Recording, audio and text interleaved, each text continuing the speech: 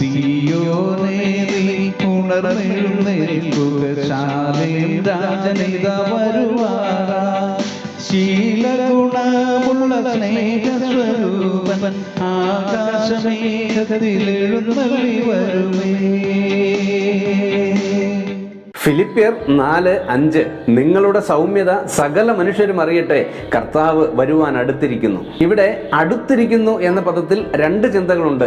ഒന്ന്, കർത്താവ് സർവ്വവ്യാപിയാണ് എന്നും, രണ്ട്, യേശുവിന്റെ വരവ് സമീപമായിരിക്കുന്നു എന്നും. അതുകൊണ്ട് ഒരു ക്രിസ്തുഭക്തനെ ലോകം തിരിച്ചറിയേണ്ടത് എങ്ങനെയെന്ന് ഈ തിരുവചനം ഓർപ്പിക്കുന്നു. സൗമ്യ സ്വഭാവത്തിലൂടെ തന്നെ.